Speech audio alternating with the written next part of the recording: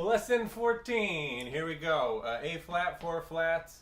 The short exercises contained in these lessons should be repeated many times in tempo. Let's do it in tempo. We want to do that to get the desired results. 1, 2, 3. 2, 3, 4. 1, 2, 3. I'm using a little bit of a horizontal stroke, not completely vertical.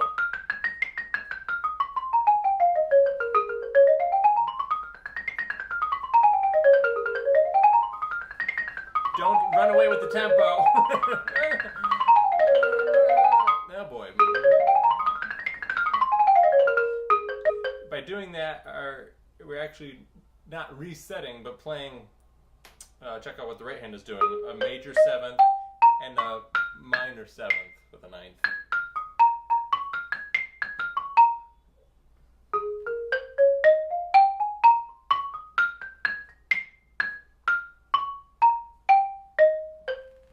Catch that? And the left hand does the opposite. So the B flat minor 7th, C minor 7, or A flat major 7 to the 9. Ah!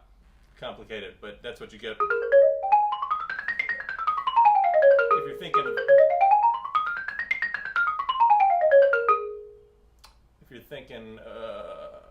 oh, I'll play a scale up and down, but you're actually doing this much more complicated thing.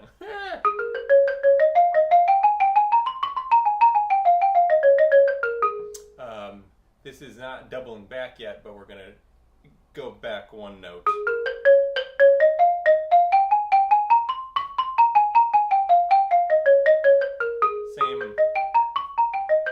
Same harmony there.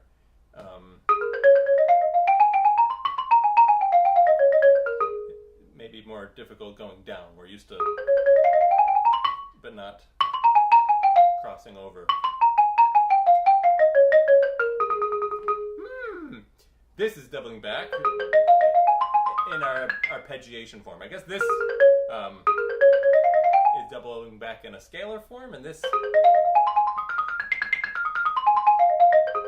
is, by definition, doubling back arpeggio. A flat 6.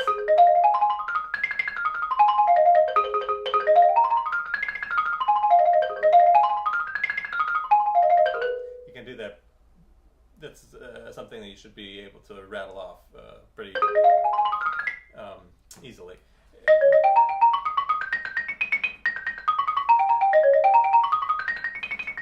Same thing, E flat 7.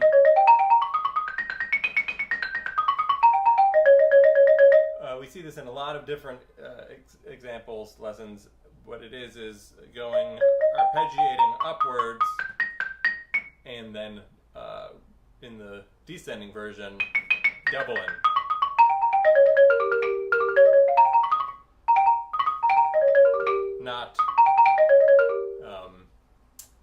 Not doing the same arpeggiating in the descending version.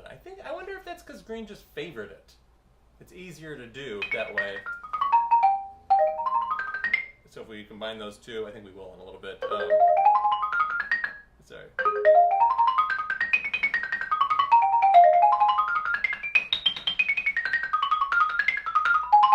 Oh. Anyway, you develop dexterity and flexibility a lot in many of these lessons doing that. Double stops. I wonder if he says that this is the best lesson, the most useful lesson for xylophone. Devote all the time possible to exercises 3 and 4 there. Memorize each one thoroughly, then look down at the instrument and work them up for speed. I was saying you should be able to rattle them off. These 2 exercises can be applied to both melody in the form and variation very easily. To apply to a melody in the form of a variation very easily. So if you see a melody note, A flat, if you see a melody note, G, that kind of thing. Next, you'll be taught how to do this in the lessons that follow. Yes, you will. Perfect these 2 exercises now. Then go on. nothing about this. Repeat it 15 times. 2, 3, 4,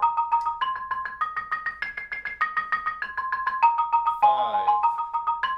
Starting to get a little burn there. 6, relax. 7. Ooh. 8.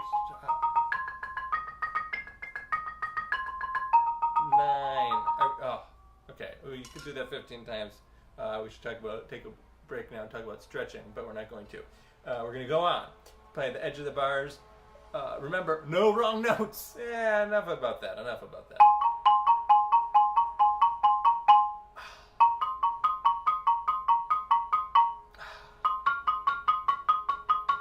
A lot of wiggles in this one.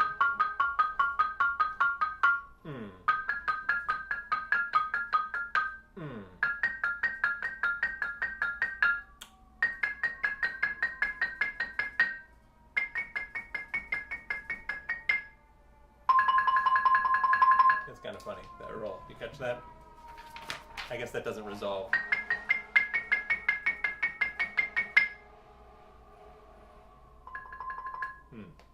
This next 7 is just modes. We can look at it and get discouraged that once again there's a whole page of music. But here he says, this exercise is an excellent study of the A-flat scale. Devote all the practice you possibly can to it. Man, this guy's making me devote all my practice to everything. Remember, the more you can perfect your scale technique, the better you'll be able to play variations. So all of a sudden we get to lesson 14 and actually lesson 12, 13, 14 now are really pushing us to think about variations.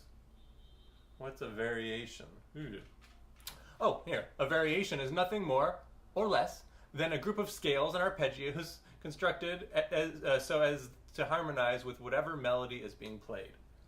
It's a gross generalization or simplification, I should say, of improvisation. But maybe Green is thinking in those terms. Or he's trying to pitch it, say, you just play some scales and arpeggios. It's easy. You listen to him do it, not so easy. By all means, memorize this exercise, then look down at the instrument and work up speed. So now he's starting to say, look at the instrument, look at the instrument, look at the instrument, so that you're not discouraged, looking all over the place. Remember, though, every note must be struck correctly, so govern your speed accordingly. Keep a steady tempo. 1, 2, 3, 4. 1, 2, 3, 4. 1, 2, 3, 4. 2, 3, 4. 1, 2, 3, 4. So I think I have it memorized, but I don't want to lose myself for the descending version.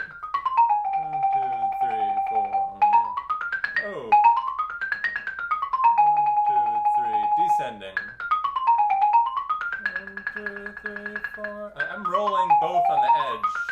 2, 3, 4. 2, 3, 4. 1, 2, 3, 4. 1,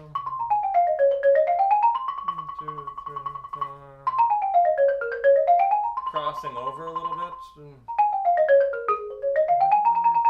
3, 4.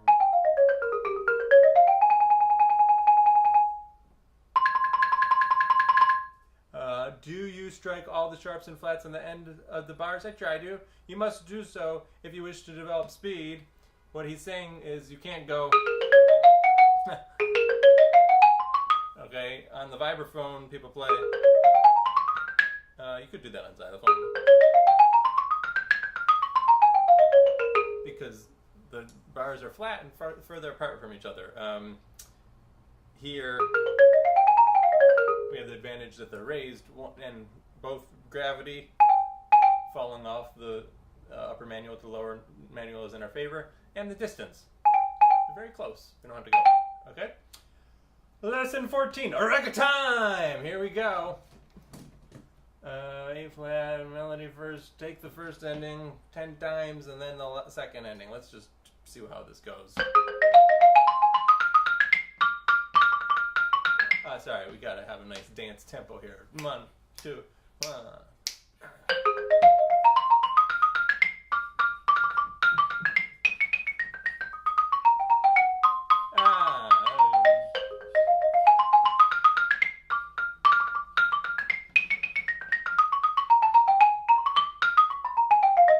The key to covering up your wrong notes is hiring a loud drummer. All the dance bands love that. 4 on the 4, boom, boom, boom, boom. Oh, sounds great, Charlie. Keep playing those drums. Play. Oh, I can't hear you. I can get a little more on the bass drum. A little more on the bass drum, please.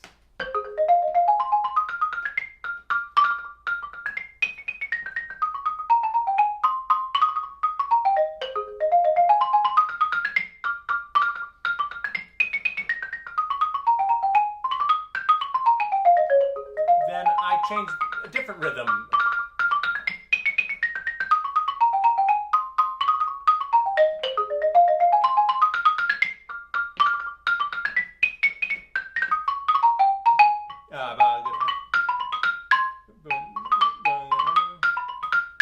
Okay. Meaning you can play the rhythm as written.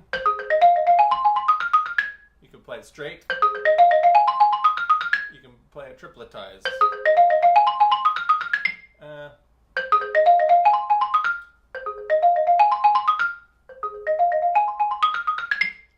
I like to go between them.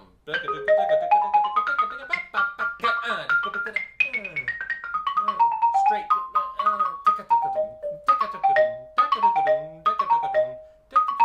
Okay, messing around. Are you messing around? Now here's a doubling back variation and an idea how to construct a variation. We're going to do nothing but play arpeggios and scales here. Here we go. B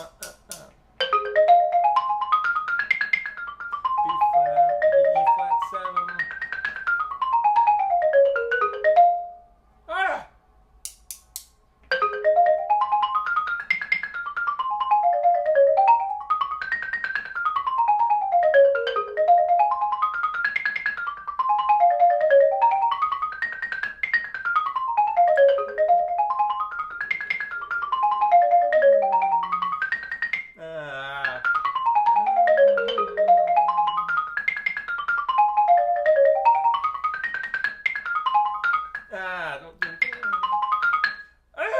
Practice that. So you can get.